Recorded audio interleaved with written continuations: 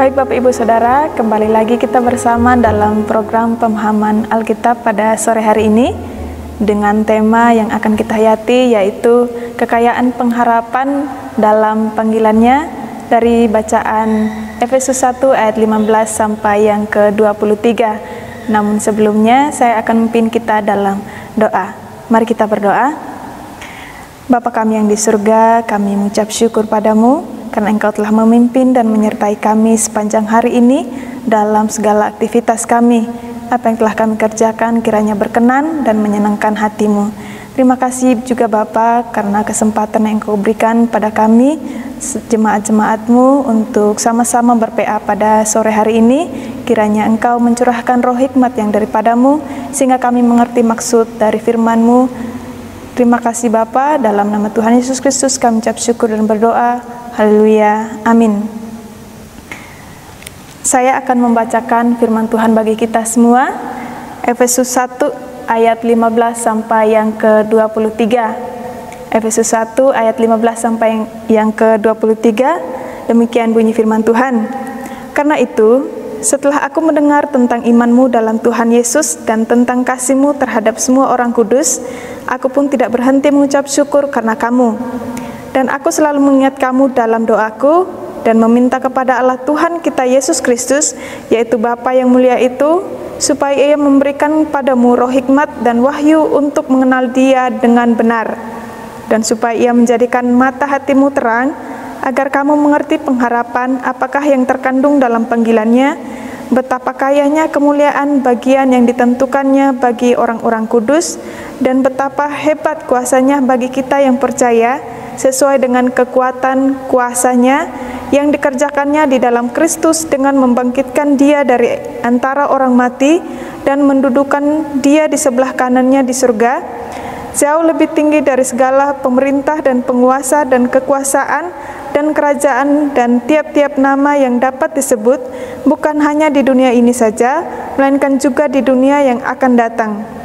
Dan segala sesuatu yang telah diletakkannya di bawah kaki Kristus, dan Dia telah diberikannya kepada jemaat sebagai kepala dari segala yang ada.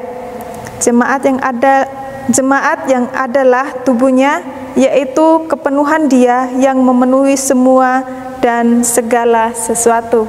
Demikian firman Tuhan, dan Saudara Melbourne akan memberikan pengantar teks. Terima kasih Saudari Esther yang telah memimpin kita dalam doa dan membacakan ayat firman Tuhan. Dan pada saat ini saya akan memberikan pengantar singkat teks bacaan. Perikop ini merupakan doa Paulus yang dinaikkan bagi jemaat di Efesus. Sebelumnya, Paulus menjelaskan bahwa di dalam Kristus mereka sudah mendengarkan firman kebenaran, berita sukacita keselamatan dalam Yesus. Dengan demikian, mereka juga dimaterialkan dengan Roh Kudus sebagai jaminan bahwa mereka akan menerima kepenuhan dalam kemuliaan Tuhan. Dalam hal ini, ada 3 poin yang dapat kita perhatikan dalam doa Paulus bagi jemaat di Efesus. Yang pertama, Paulus sudah melihat 2 hal penting yang telah dilakukan oleh mereka, yaitu iman dan kasih.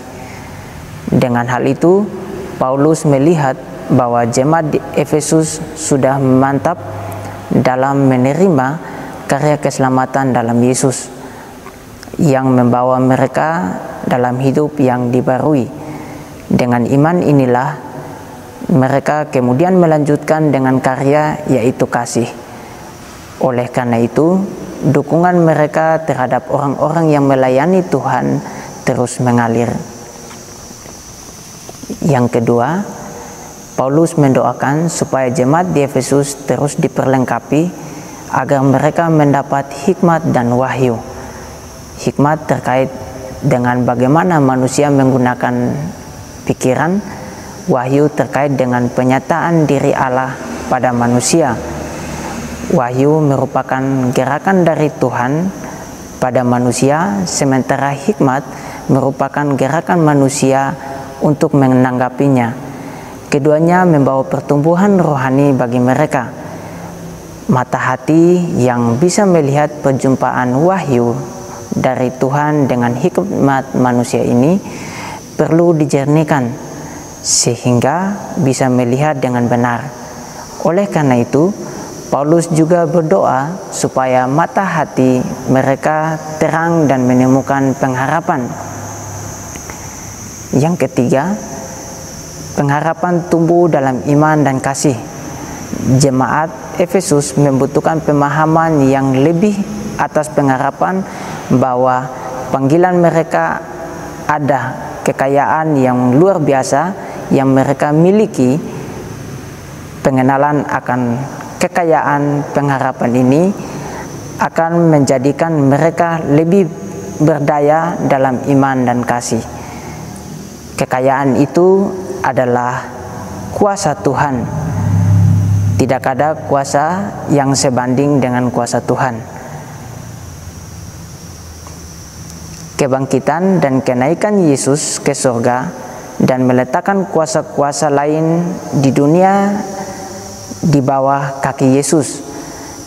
Kekuasaan tertinggi atas segala sesuatu di dalam Yesus. Yesus adalah kepala gereja dan jemaat adalah tubuh Kristus. Pemahaman yang benar akan relasi itu membawa jemaat pada kemantapan hati dalam berkarya karena mereka adalah tubuh Kristus yang menguasai segala yang ada. Pengharapan semacam inilah yang akan memperlengkapi iman dan kasih jemaat Efesus. Iman, kasih, pengharapan merupakan tiga hal yang terus membentuk jemaat Tuhan.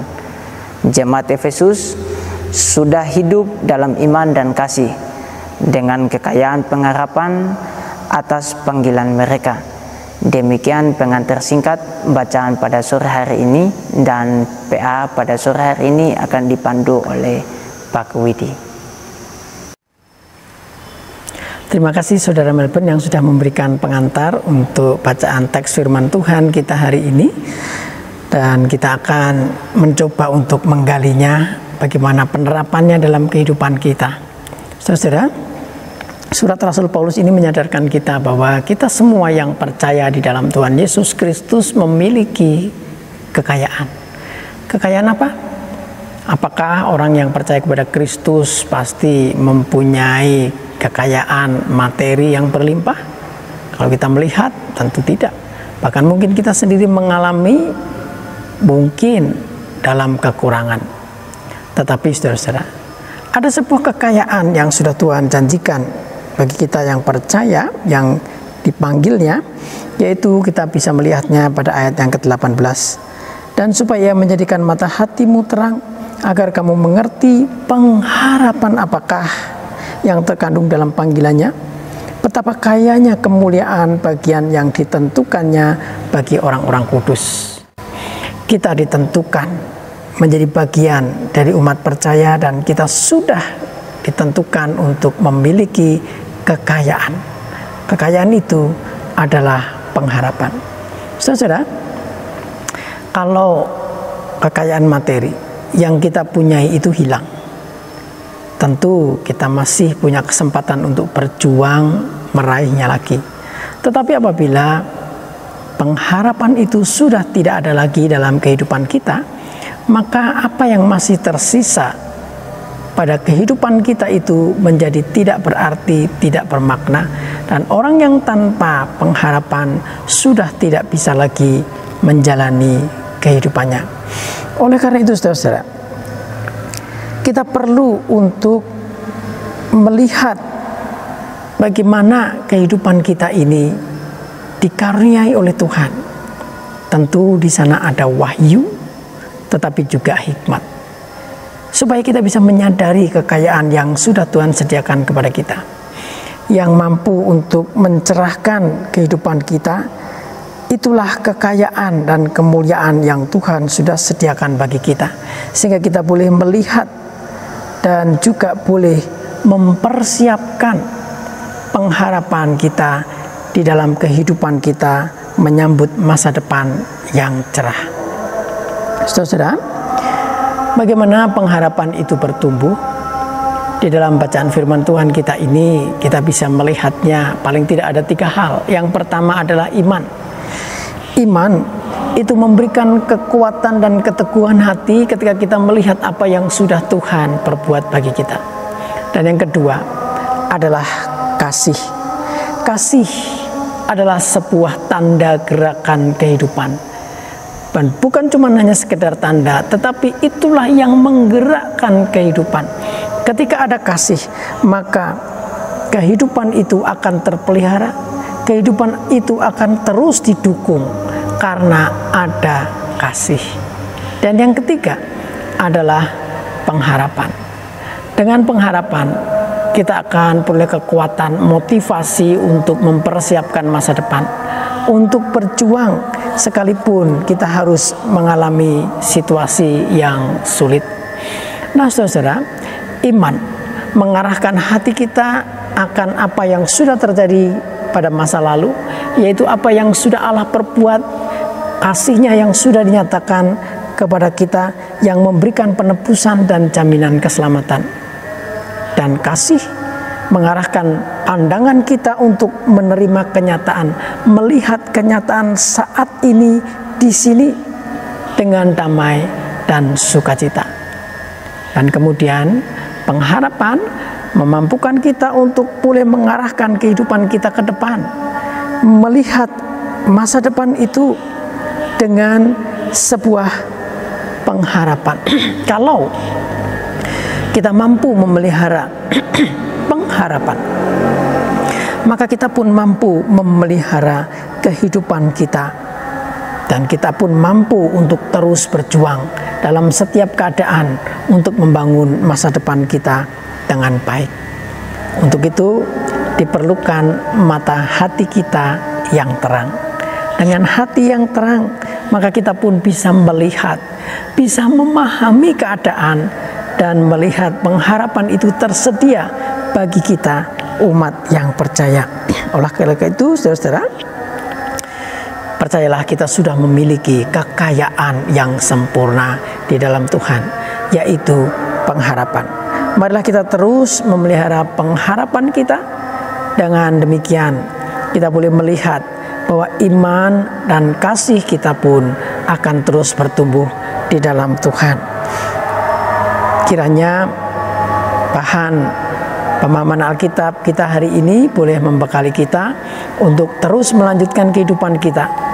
Kehidupan di dalam pengharapan, kehidupan di dalam iman, kasih akan selalu melihat pengharapan. Itulah kekayaan dan kemuliaan yang sempurna yang Tuhan sediakan bagi kita. Kita akan berdiskusi bersama di grup WA. Selamat ber-PA, Tuhan memberkati.